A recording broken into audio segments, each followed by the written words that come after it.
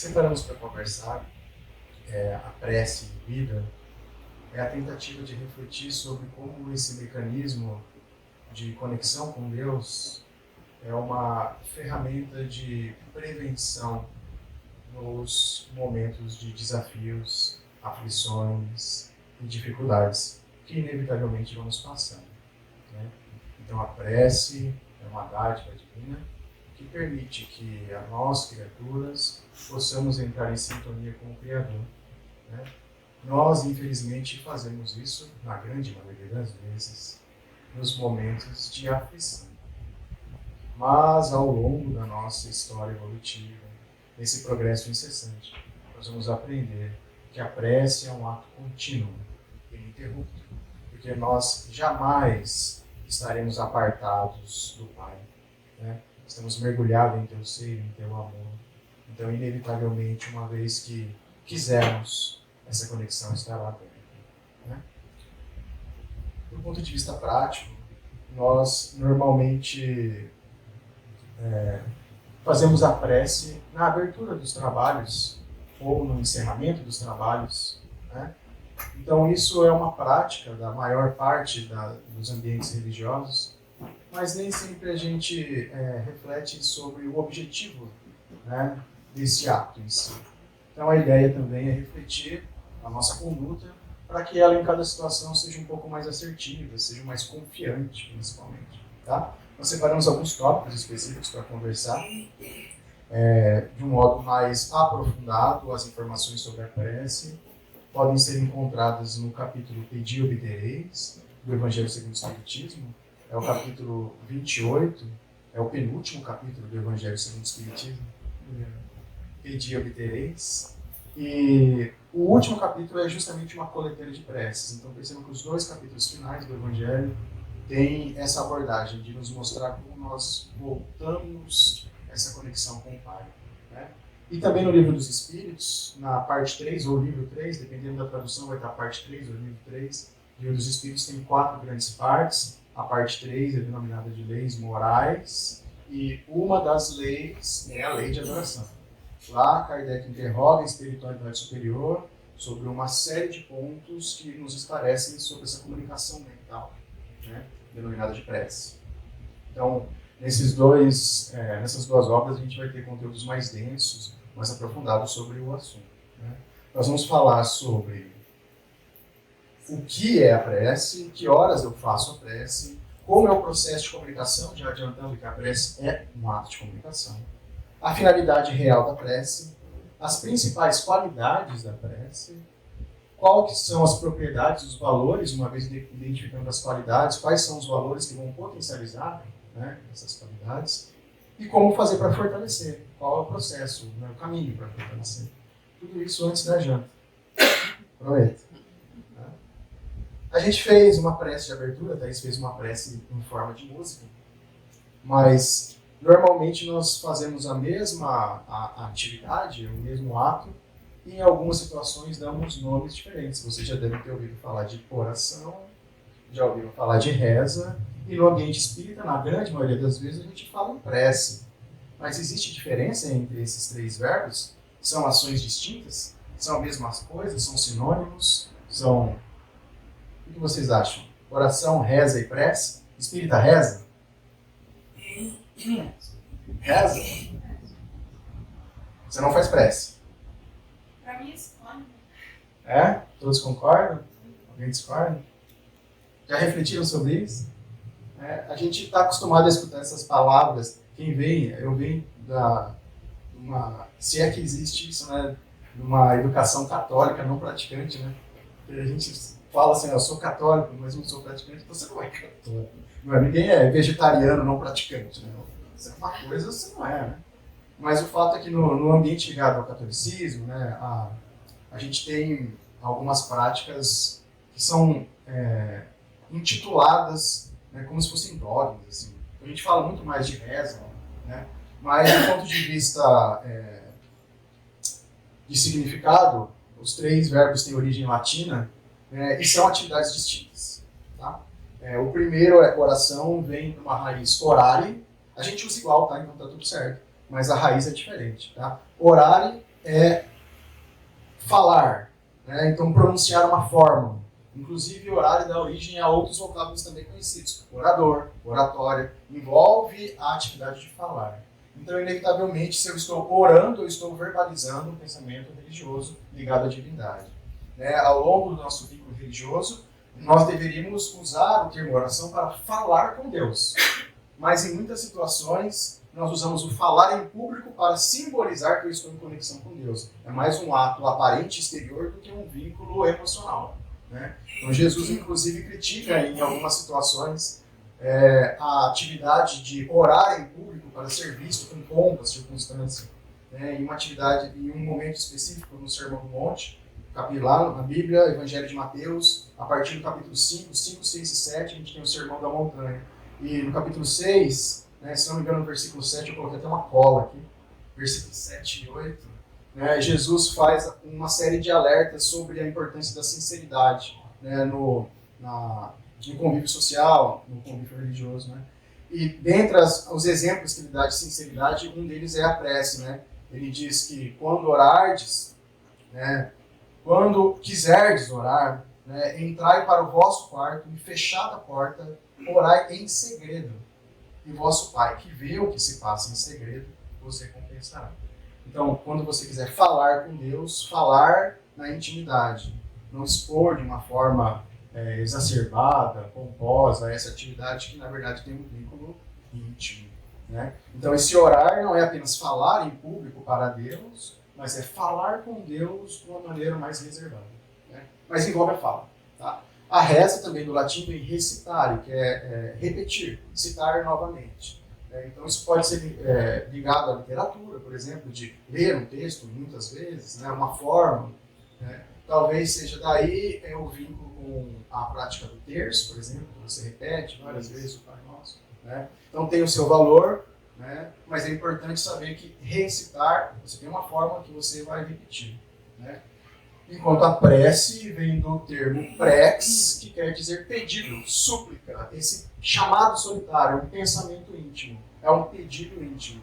Então, por isso que nós utilizamos mais o termo prece, não que seja errado nos outros, mas percebam que a conexão está no primeiro eu penso, depois eu falo e às vezes eu repito o que eu falei.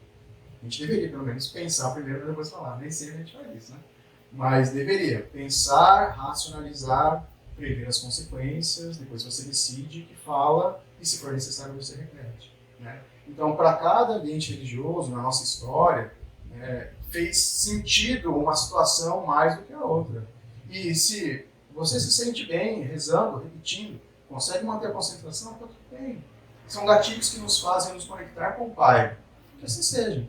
Mas com o amadurecimento, nós vamos perceber que esse pensamento sincero, ele tem mais força, ele é a base das outras atividades. Então, na verdade, a essência está em pensar antes do que o falar ou repetir. Né?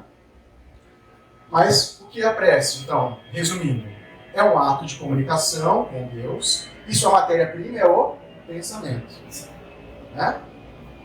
Logo, nós atraímos nas nossas preces o que nós efetivamente pensamos e não o que necessariamente falamos. Mas isso acontece também no dia a dia. Não adianta eu chegar para o Leandro e falar assim: Leandro, bom dia, meu amigo querido, meu caro confrade, né? E querendo que ele tropece. Né? Então, ele vai sentir a energia que envolve a fala. Né? E às vezes a gente tem essa percepção de mal-estar, ou ao contrário, um bem-estar quando a gente chega perto da pessoa. A pessoa não falou nada, a pessoa te abraçou, falou assim: que bom que você veio. E sente um acalanto assim no coração, porque de fato o verbete vai envolvido, quem fala isso é o Raul Teixeira, né? Vai envolvido numa massa energética.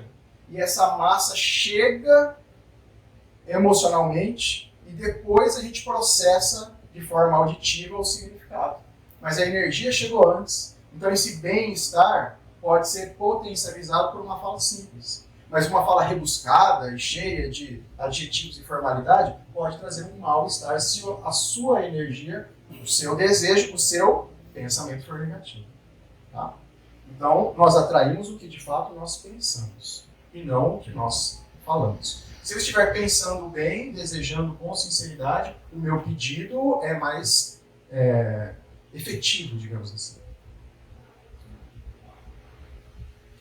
Então a prece é uma bênção do Criador que nos permite entrar em ligação com Ele em qualquer situação, por meio das nossas vibrações mais íntimas, que são moldadas pelo coração, pelo sentimento e pela razão. Poucos sentem os reflexos dos próprios pedidos. Porque uma coisa é pedir, outra coisa é a nossa paciência de esperar chegar. Né? Quando a gente faz o pedido, a gente está protocolando uma solicitação. Né? E nós somos muito imediatistas. E às vezes nós temos um pensamento até infantil de achar que Deus vai nos atender em um prazo pré-determinado. Né? Mas as coisas não ocorrem assim. Porque agora que eu tenho filho, eu sei, eu falo uma coisa, ela não quer fazer o que eu falo. Na cabeça dela, eu não estou atendendo ela.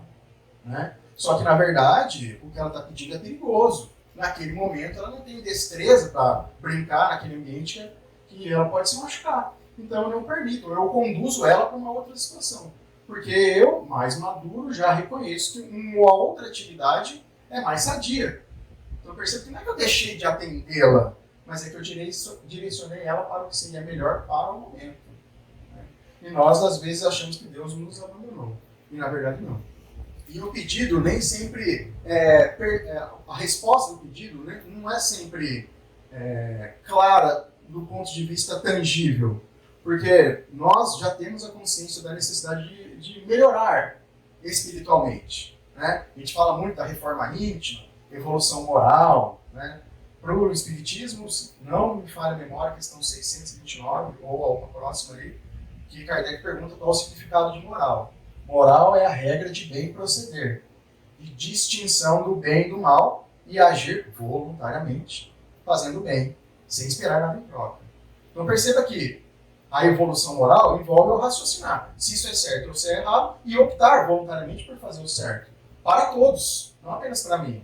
Então, quando eu falo assim, nossa, Senhor, me ajuda a me transformar numa pessoa melhor, eu estou abrindo uma janela gigantesca que vai me trazer situações que promovem essa transformação. E quem já fez qualquer habilidade esportiva, artística, musical, sabe que a gente precisa fazer o quê? Primeiro, instrução. Depois, fundamentos. Repetição. E aí depois você joga. A gente vai jogar bola e a gente quer entrar direto no coletivo, né? Ninguém quer ficar treinando cruzamento, cabeceio, corrida. Você não quer se condicionar para, a hora que chegar na ação, você ter destreza para pensar e agir de uma forma espontânea. Não, a gente já quer ir direto porque a gente acha que é mais divertido. Sendo que, nesse processo de capacitação que nos transforma, a gente recebe, quando pede, exercícios para fortalecimento. O que daí? O que isso quer dizer? Que quando eu oro a Deus para me transformar uma pessoa melhor, Deus sabe que o Rodrigo, por exemplo, talvez vocês não, tem pouquíssima paciência. Então como é que eu vou desenvolver a paciência se eu convivo num lugar que todos concordam comigo e não me deixam um segundo esperando? Não tem como desenvolver. Ou achando que eu já desenvolvi, porque paciência é uma virtude. Se a gente pega as bem-aventuranças, são as virtudes que vão nos transformar em pessoas melhores. Então, bem-aventurados os pacíficos. Se você não é pacífico, você vai orando a Deus, passividade, você vai receber os instrumentos para desenvolver essa virtude. Não é como um passe de mágica e me transformei em um anjo passivo, não. Você vai aprender, então as ferramentas estarão postas para que você possa se capacitar. Como tudo na vida. Das universidades ao artesanato. Nós precisamos aprender, praticar, para depois executar com espontaneidade. Emmanuel dizia para o Chico, né? A disciplina gera a espontaneidade. Estou querendo dizer que às vezes a gente ora uma coisa e parece que só piora. Mas não é que só piora, é porque você está cada vez sendo preparado para um desafio maior. Você está sendo cada vez mais capaz de resolver problemas mais difíceis. E essa é a dinâmica da evolução. Cada vez você tem capacidade de gerenciar informações mais detalhadas. Né? Então, obviamente, os desafios crescem. E a gente não pode deixar nossa fé fraquejar. Porque isso dá um desânimo, uma apatia terrível. Esses dias a gente estava em casa e a Rosângela, que ajuda a gente na limpeza, é uma amiga querida nossa. Ela chega, a gente toma café junto, começa o trabalho quase 9 horas da manhã. Tem um dia que ela quase janta com a gente lá. E a gente estava tomando café e naquele momento especial, ele estava com muito problema na família. Problemas que não eram diretos comigo e com a Jaque, mas que nos envolvia na dinâmica ali, muito preocupado, né, problema de doença. E a Jaque é muito disciplinada na oração. Todo dia ela faz uma leitura do Fonte Viva, na hora que acorda, eu vou meio que de carona, assim, sabe? Mas ela é mais disciplinada. E aí a Rosane falou assim, nossa, gente, mas quanta coisa que está acontecendo na vida de vocês, né? Vocês rezam tanto, gente, só piora. Aí naquele momento, só quando dá um branco assim na sua cabeça, eu quase falei com ela assim, é mesmo, hein, Rosane, não sei o que eu rezo. Porque a gente tem essa sensação, mas na verdade vai aumentando os desafios, porque nós estamos recebendo a fortaleza para ser mecanismo de solução. Porque os problemas não são de uma única pessoa, os problemas são de um sistema que nós estamos inseridos. E uma vez que temos mais condição de auxiliar o sistema, recebemos mais responsabilidade. Ou não é assim no nosso trabalho? Quem subiu de cargo e recebeu trabalhos mais leves? Deu uma sorte imensa. No meu caso, não. Você recebe mais responsabilidade e é remunerado por isso, o que é perfeitamente natural. Então, nós, uma vez que somos mais capazes, Deus nos usa como instrumento. Mas nós, às vezes, fraquejamos. Naquele momento, se eu fosse uma pessoa de fé mesmo, fibra, o que eu deveria responder para a Rosângela? Rosângela, você já pensou se a gente não rezasse? Como estaria? Você já pensou se as pessoas que estão envolvidas com a gente, os nossos familiares, não fossem pessoas de bem? O que é que nós estaríamos enfrentando? Ah, gente, mas com certeza estaria muito pior. Porque Deus vai abrandando de acordo com a nossa capacidade, com a nossa dedicação. É assim que o pai faz com o filho, ou não? Então, às vezes, nós não percebemos o reflexo direto, porque somos imediatistas e temos um pensamento muito material. Muito material. Mas temos que lembrar que somos espíritos imortais. E talvez a resposta daquele pedido íntimo virá se concretizar daqui, sabe lá quantas vidas. Eu não sei quantas vidas eu vou demorar para desenvolver a paciência. Eu chamei o Uber, ficava olhando, taquicardíaco, meu Deus, não vai dar tempo. Cheguei aqui esbaforido, nem sei se eu cumprimentei as pessoas direito, porque sou impaciente, sou imprevidente, que eu deveria ter saído antes. Uma série de entes que me dá esse desajuste emocional. A culpa é do Uber, é minha. Então, quanto tempo eu vou demorar para aprender, me planejar, para ter fé? Você calma, ele vai dar tudo certo. As pessoas lá têm paciência, têm tolerância. Você chegando atrasado, elas vão te receber bem, como de fato ocorreu. Na verdade, eu acabei nem atrasando. Percebem? Como a gente cria os problemas?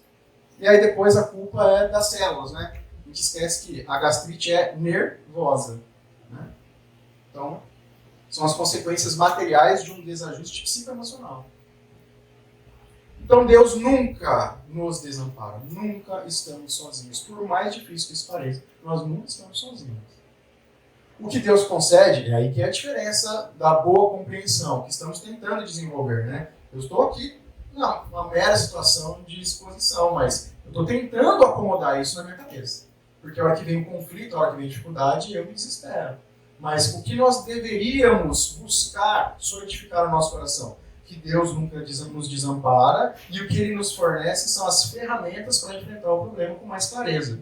Né? Então, coragem, paciência, resignação e serenidade para entrar em conexão com o nosso anjo da guarda, porque nós temos sempre um anjo da guarda que vão nos sugerir caminhos que nem sempre a gente aceita. Mas sabe aquela vozinha, aquela intuição, aquela conversa na esquina na hora que você estava andando, que a pessoa te dá uma sugestão, se você parar e prestar atenção, aquilo é o seu anjo da guarda, usando as ferramentas disponíveis ali para te impulsionar para um caminho mais sadio. Se você está calmo, você respira, reflete e faz. Mas você está agitado, você vai falar, bobagem, com licença, estou com pressa, deixa eu andar. Então, nós temos o livre-arbítrio de escolher se seguimos ou não. Mas a coragem, a paciência, a resignação está sempre lá. Também ele considerar os meios de se livrar por si mesmo das dificuldades, mediante ideias que farão que os espíritos vão sugerir, os bons espíritos, nossos espíritos familiares, nossos protetores, o protetor das pessoas que convivem conosco, que ninguém tem obrigação de aturar uma pessoa descontrolada. Então, o anjo da guarda, as pessoas que convivem com a gente, também estão preocupados em nos ajudar, porque sabem que o nosso comportamento desequilibra os tutelados deles. Então, é um combo de ajuda que nós recebemos o tempo todo. Basta que a gente abra o canal para perceber. Né? A prece fortalece a coragem para a mudança e a esperança na vida futura. De saber que essa transformação realmente é. Cada uma daquelas virtudes vão ter que ser conquistadas por nós. Passo a passo, um de cada vez. Então, apesar da gente não ter que desistir, a gente também não deve se desesperar e achar que tudo aquilo vai acontecer em uma única existência. Né? Parar é ruim, mas correr demais também a gente tropeça. Então temos que ir em uma velocidade possível de chegar ao fim. Mas que hora já percebemos o que é a prece e a sua necessidade, né? a sua função. Né? Então, mas que horas eu faço a prece? Tem uma hora específica? 7h25, hora da prece. Por incrível que pareça, o Evangelho do Espiritismo nos sugere, né, uma prece pontual, né, que é a prece do acordar. Lá no item 22, do capítulo que eu comentei, capítulo 27, o Espírito Monod, instruções dos Espíritos, né, ele nos sugere que o primeiro dever, e ele está falando dever, não está falando assim, se você acordar de bom humor, faça uma prece. Não, dever, não é um compromisso. Né? O primeiro dever de toda criatura humana, o primeiro ato que deve assinalar a sua volta à vida ativa, quando você acorda, é a prece. Independente do culto, a prece deve ser pronunciada logo ao retornar do sono. Nosso pensamento deve ser elevado a Deus com reconhecimento por todos os benefícios recebidos até aquele dia. Saúde, família, casa, comida, mesmo as dificuldades que nos transformam, os desafios que se iniciam naquele dia. Muitas pessoas desencarnaram naquela noite, e nós, às vezes, não. Nós tivemos mais uma oportunidade. Então, só por isso já seria uma bênção. Ter mais 24 horas de trabalho, ou de aprendizado, ou de alegria, de convivência. Né? E uma coisa muito curiosa é que durante a noite nós encontramos, se estivermos em sintonia, com os nossos protetores, porque nós nos desprendemos do corpo físico e temos um contato relativamente consciente com o plano espiritual. Então, quando a gente retorna à carne, nós temos uma sugestão desses encontros, que são materializados em imagens mentais em formas de sonhos. Né? Então, às vezes a gente lembra, nossa, eu lembro de uma história da infância, que você fazia uma atividade com a sua avó, com a sua madrinha, e de repente aquela atividade te dá uma ideia para resolver um problema no seu trabalho. Né? Talvez, não dá para saber, mas talvez, sim, a sua madrinha, se ela estiver em condição, ela veio te visitar, tentando te ajudar. Ou talvez foi utilizada aquela memória pelo seu anjo da guarda para você lembrar de um caminho possível de resolver aquela dificuldade, aquele problema de relacionamento. Então, quando você desperta, não é uma lembrança aleatória. Então, é um motivo de agradecer. Nossa, Senhor, obrigado por ter lembrado disso. Né? Se a gente está em conexão com Deus, nós realmente agradecemos essas sugestões. Primeiro percebemos e depois reconhecemos o seu valor em forma de agradecimento, em forma de prece, esse pensamento íntimo. Né? Só que essa conversa deveria ser contínua. Então, ele diz que, pelo menos a hora que a gente acorda é um dever. Mas, ao longo do dia, nós também deveríamos ter essa conexão. É uma conexão rápida. Não é muitas estrofes formuladas de forma alegórica. Não. Aquele conhecimento, obrigado, Senhor. Me ajuda, Senhor. Porque se a gente sabe que a gente vai enfrentar um desafio, não é natural. Vamos fazer uma analogia boba, né? Igual eu comentei outro dia, em outra oportunidade eu estava comentando sobre isso. Quando a gente tem uma intolerância, uma alergia, você sabe que vai entrar em contato com determinada substância. Não tem jeito. Eu tenho alergia à poeira, eu preciso limpar os armários, tirar as roupas de frio, blá. Eu sei que eu vou espirrar, eu sei que vai coçar, eu sei que vai no meu olho vai lacrimejar. Então, às vezes você já toma um antialérgico, você já se prepara para aquela situação de conflito, porque você sabe que as consequências vão ser danosas. Então, a prece é uma profilaxia, é uma prevenção, porque você já chega fortalecido para enfrentar aquele desafio. Às vezes a gente pede força depois que a gente está nervoso, a gente pede calma depois que aconteceu. Né?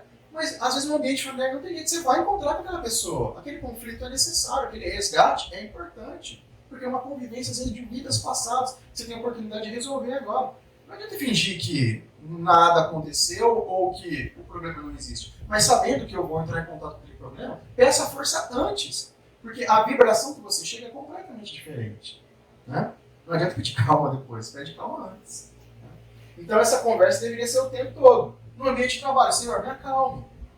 Senhor, obrigado por ter me livrado desse acidente. Na esquina passada, a pessoa foi atropelada. E dessa vez, pelo menos, eu não fui. Talvez eu seja daqui a 5 minutos, mas dessa vez eu não fui. Né? Geralmente a gente reclama do motorista, mas não faz a prece para agradecer a Deus, né? A prevenção. Então deveria ser o inverso, né? Que é o orai e o vigiai. Orai e vigiai. Orai antes, né? E vigiai depois. Né? Ninguém presta atenção que não é vigiar e orar, é orar antes. Então vem primeiro essa conexão, né? Essa fala com Deus. Mas como ocorre? Qual o processo de comunicação? Tecnicamente, a prece é uma projeção do pensamento. Então, o ser pensante é o espírito. Né? A analogia que tem no livro dos espíritos é uma centelha, uma fagulha, uma luzinha. Então, o que nós somos de verdade, eu sei que é um pouco abstrato, para mim também é, mas é a descrição que tem no livro dos espíritos. O que nós somos é essa luzinha, o ser pensante. A matriz de desejos é o espírito. Que temporariamente tem um invólucro semimaterial, que é o corpo perispiritual, né? E agora que estamos encarnados, nós temos também o corpo material, uma outra camada, que envolve esse ser pensante, que é essa luzinha. Tá? Todos nós, sem exceção, estamos mergulhados numa massa de matéria que chama fluido cósmico universal. Né? É como se nós estivéssemos mergulhados em uma massa e toda vez que eu penso, eu estou emitindo energia. Então é uma emissão mental. Logo, essa emissão primeiro atravessa o meu corpo espiritual, depois atravessa o meu corpo físico, aí ela chega no ambiente. No ambiente ela se desloca por meio dessa massa energética e chega até o receptor. Dá para entender, gente? Então, a analogia que nós temos é que o pensamento se desloca no espaço, porque a base da prece, da oração e da reza não é o pensamento. Então, a explicação do Evangelho é como o pensamento chega em outro lugar. E a analogia é idêntica a como a gente ouve, como o ar conduz o som. Então, eu faço a minha emissão de ar, como nós não estamos no vácuo, essa emissão de ar vibra as partículas que vão chegar e vão vibrar, as minhas células capazes de receber isso no tímpano, ela se converte em sinal elétrico e leva lá para o meu cérebro e eu recebo a informação que eu falo. Não é? Se nós estivéssemos sem ar, nós não perceberíamos porque não ia ter vibração no tímpano. Lembra disso lá na escola? Me desculpem os físicos, se eu expliquei de uma maneira muito simplificada. Né? Então, se a espiritualidade separou esse exemplo, é porque é o mais parecido possível para a gente entender. Senão eu teria escolhido outra situação. E daí? E daí que quando eu falo em direção a alguém, falando para o Leandro aqui, o que acontece com todo mundo que está ao meu redor? Estou falando para ele. Estou fazendo uma prece para uma pessoa. O que acontece com todo mundo que está em volta? Todo mundo escuta. Logo, quando eu faço pensamento, quando eu emito um pensamento para o bem ou para o mal, ele não vai em uma linha, ele se expande em onda, porque ele está vibrando toda a massa do fluido cósmico universal. Né? Então todo mundo percebe energeticamente. É por isso que às vezes chega uma pessoa agitada, né? Eu sempre conto isso, pessoa agitada, mas é verdade. Chega uma pessoa agitada, senta do seu lado, batendo o pé, no fora, assim. Dali a pouquinho você está batendo o pé na mesma cadência ali. Né? E às vezes a gente não percebe porque a gente está desequilibrando os outros. Né? Então está todo mundo batendo o pé na sua cadência, porque você chegou e agitou o ambiente. Acontece porque você está vibrando o tempo todo ali. Então essa vibração tangencia. Se eu penso bem ou se eu penso mal, eu estou sendo responsável por essa imersão energética. Que a raiz é o quê? O ser espiritual, que é o que eu sou de verdade. Tá. E o que mais eu posso tirar disso? Eu posso tirar que quando eu faço a prece, ou quando eu tenho um pensamento negativo, o primeiro a ser atingido é o meu perispírito, porque ele sai daqui. Depois o segundo a ser atingido é o meu corpo físico. Porque para ele chegar no ambiente, ele tem que passar por essas camadas. Então, logo, pensamentos negativos contínuos vão gerar o quê? Lesão. Por isso que eu falei da gastrite no começo. Tem uma série de doenças que são denominadas psicossomáticas. Não tem exame, não tem diagnóstico. Mas dói profundamente. Porque está lesionando de dentro para fora. O perispírito está ferido. Está jogando ácido em gotas. Cada vez que você emite um padrão vibratório naquela frequência. A boa notícia é que o pensamento positivo pode, ao contrário, cicatrizar isso. Ir harmonizando e fechando cada vez que você faz uma emissão benéfica, pacífica, harmoniosa. Então, Isso tem a ver com a lei de causa e efeito. A gente acha que a lei de causa e efeito é um bumerangue, que eu jogo, o bumerangue vai e um dia ele vai bater na minha casa, trazendo as consequências dos meus atos. De fato, isso deve acontecer. Mas o que nós desconsideramos é que quando eu faço alguma ação ou emito um pensamento, eu sou o primeiro a ser atingido. Porque essa energia passa primeiro por mim. Depois ela cai no ambiente. Então, do ponto de vista positivo, a gente já viu na literatura que o evangelho no lar acende uma luz. Já não vimos, né, casos que lá no bairro, quando a pessoa faz o evangelho, a casa dela acende e tal. Parece uma coisa abstrata, poética, né? A gente acha que é até ficção. Mas pensando que cada vez que um grupo familiar unido, fortalecido, faz prece junto, está todo mundo emitindo, não em linha, mas em esfera, energias harmoniosas. Então, de fato, isso contribui para o ambiente, sim. Primeiro para cada um deles, depois para o ambiente. Porque, lembra, é igual o ar conduz o som. Eu falo, todo mundo escuta. Se eu falo um palavrão, um xingamento, algo agressivo, a gente até se fica constrangido. Às vezes, né? A gente chama vergonha alheia, né? A gente fica constrangido, a gente parece que não tá fingindo que não está escutando. Está todo mundo recebendo aquela lama do palavrão, do xingamento, da energia negativa. Ao contrário, quando eu falo algo harmonioso, elogio, um agrado sincero, todo mundo recebe aquele alento. Então nós somos responsáveis, sim, pelas consequências dos nossos pensamentos, e é assim que a prece chega até o seu destino. Tá? Então, o fluido... eu já vou passar isso aqui que eu já comentei. Tá? Qual a finalidade da prece, então? Nós podemos propor 3 coisas principais. Pedir, que é o que a gente mais faz, mas a gente pode também louvar e agradecer. Tá? Então, o pedido é esse reconhecimento que sozinho a gente não consegue resolver as coisas. Eu preciso de ajuda. Então, a gente pede e a gente, de forma sincera, se coloca naquela posição humilde de necessitado mesmo. Né? Então, a gente pode recorrer a Deus, aos espíritos, ao anjo da guarda. Isso é curioso porque o ser a quem a gente ora é muito derivado da nossa confiança emocional. Né? Eu e a gente do interior de São Paulo, a gente frequentava uma casa pequena também, e tinha o mentor espiritual da casa, que era o Severino Chaves. A gente considera como se fosse um amigo mesmo, então a gente às vezes ora para o Severino. O Severino dá uma ajuda. Mas o Severino ele vai pedir para Jesus.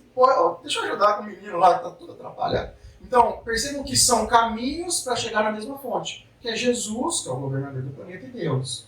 Se você tem confiança, você tem um pouquinho mais de destreza mental, você vai direto na fonte e ora para Jesus e para Deus. Mas às vezes isso ainda é tão abstrato, a gente nem sabe direito o que é Deus, como explicar Deus. Então, um ponto de apoio mais material, mais tangível, nos dá mais confiança. Então, não tem problema nenhum a gente orar para um santo, que a gente tem devoção, que assim seja. Mas é importante reconhecer que aquilo será levado aos verdadeiros decisores, que são Jesus e Deus. E a gente pode orar para qualquer um desses seres que nós temos confiança, em forma de pedido, em forma de louvor e agradecimento.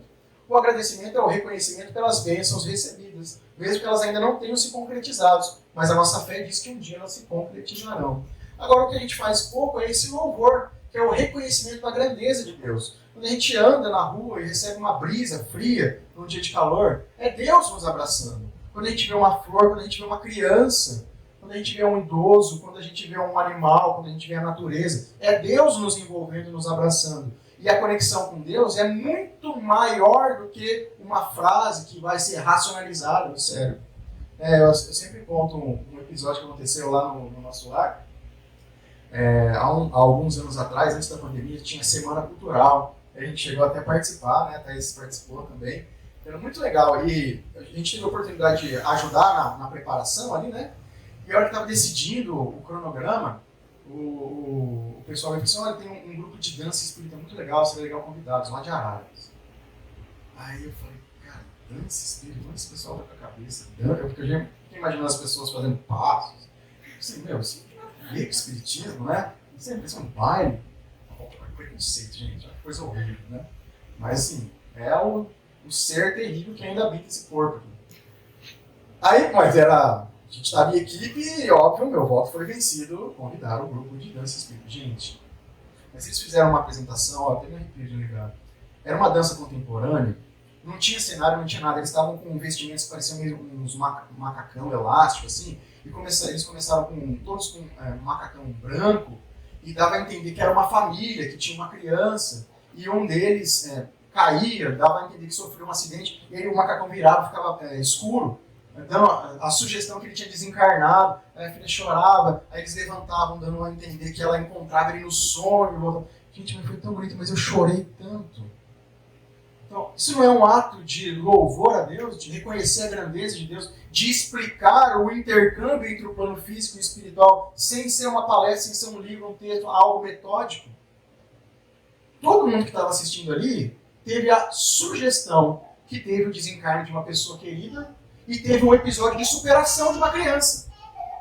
E muitas vezes nós, adultos, não superamos desencarnes de pessoas queridas, achando que a pessoa se desintegrou, sendo que, na verdade, ela só foi para um lugar onde é o nosso verdadeiro lar antes que a gente, e nós logo iremos. Então, percebam como a gente pode explicar a mesma coisa de inúmeras maneiras. Então, o louvor é muito importante, porque é uma conexão com Deus mais emocional, mais ligado às artes. Então, são formas diferentes de nos conectar com o Pai. Né? Então, nós podemos louvar, pedir ou agradecer. Tá? Mas qual a qualidade da prece? A principal qualidade, inevitavelmente, é a sinceridade. Na questão 658 do Livro dos Espíritos, agora já voltando para a parte mais teórica, né? Nós temos a seguinte resposta, que a prece é sempre agradável a Deus quando é feita pelo coração. Porque a intenção é tudo para Ele. A prece simples, mas feita com um sentimento puro e sinceridade, é muito mais valorizada que as longas preces, por mais belas que sejam. Olha que pesada essa frase. Onde apenas os lábios são utilizados e o pensamento fica vago.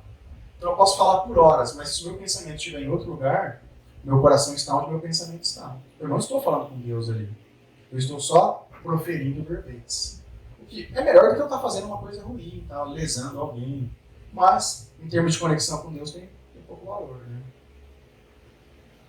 Então a prece só tem valor pela sinceridade, pelo objetivo a que está associada. E deve ser clara. Muitas vezes, poucas palavras podem ser poderosas preces. Por isso, todas as pessoas são capazes de fazer preces maravilhosas, se doarem de si mesmo. Às vezes a gente fica muito mais preocupado se a gente vai falar a palavra errada, a gente vai esquecer uma frase do Pai Nosso, a gente tem preocupação de falar, não vou fazer o Pai Nosso em público, eu vou esquecer o final, não sei o quê. Isso, na verdade, é muito mais vaidade e orgulho do que as pessoas vão pensar, do que, de fato, uma preocupação de trazer uma harmonia para o ambiente. E você acha que Deus está preocupado? Não, vou atender o Rodrigo. Ele esqueceu o verbo da última frase. Acho que Deus está preocupado com isso? Claro que não. Está preocupado com o que a gente sente. O que a gente sente, isso é mais importante. Mas então por que existem as fórmulas e os textos? Para ajudar nós que somos crianças espirituais a organizar o pensamento. Porque eu também não posso ficar saindo falando qualquer coisa, porque às vezes eu nem sei o que falar. Né? Ele falou assim, o que você quer para o futuro? Eu quero ser feliz. Ser feliz são tantas coisas, ser feliz, né? Então, para organizar o pensamento e principalmente para a gente saber quais são nossas prioridades. Né? No último capítulo, como eu já comentei do Livro dos Espíritos, a coletânea de preces é dividida por assuntos. Aquilo são assuntos que nos demonstram o verdadeiro valor da vida. Não tem prece lá para subir de cargo. Não tem prece lá para trocar de carro. Isso é importante? Claro, é importante. Vivemos num mundo material. Existe uma lei que chama lei de conservação. Eu tenho que procurar o que é melhor, material, espiritual, intelectualmente. Está tudo certo. Mas não tem uma prece direcionada a isso, porque isso é consequência do meu trabalho. Agora tem uma prece de agradecimento para as dádivas recebidas. Isso tem. Se acontecer, se for do meu merecimento, eu trabalhei e conquistei, obrigado, Senhor. Isso tem. Então, os textos são cartilhas para que a gente consiga organizar a frase e direcionar de forma racional o nosso pensamento. Por quê? De fato, a prece precisa de razão, sentimento e vontade. Essas são as três propriedades principais da prece. Razão, então a minha frase, eu tenho que saber, eu estou orando para quê? Qual a finalidade da minha oração neste exato instante? Racional. Agora, pode ser uma oração melancólica, pode ser uma oração dramática, desesperada, alegre, calma. Então, o sentimento atrelado àquela frase também importa, valida aquela prece. E a vontade é o quanto eu quero de verdade que aquilo aconteça. E para que isso ocorra, seja nesta vida ou em outra, nós precisamos de um último ingrediente, que é o merecimento. Eu preciso construir condições para que essa prece se concretize em minha vida. Lembra? A prece para se transformar em uma pessoa melhor? Peço paciência, as coisas vão se organizar para que eu desenvolva. Então, o melhor mecanismo para desenvolver as virtudes que vão fortalecer as nossas preces é o trabalho no bem. E como a gente já sabe que a prece é pedido, mas é também louvor e agradecimento, será que eu louvar a Deus em palavras é mais ou menos importante do que louvar a Deus em ações? Penso isso na minha filha de novo, né? Quando ela me agradece, eu, papai, obrigado. Às vezes ela fala, não, papai, obrigado por você correr, coitado. Quando eu sento e brinco com ela, ela agradece. Papai, obrigado por brincar comigo. Eu acho lindo. Mas quando ela agradece e guarda os brinquedos, aí é muito melhor. Né? Então, para Deus, como nosso Pai, Ele está esperando que a gente reconheça a grandeza dele, mas que a gente ajude na obra.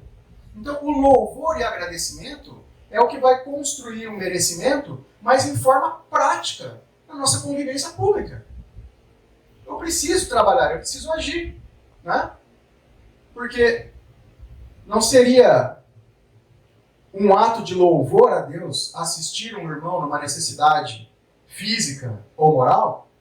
Não é um ato de agradecimento me colocar à disposição de Deus, sendo instrumento dele, porque nós podemos ser instrumento em qualquer lugar, em qualquer momento, do jeito que somos.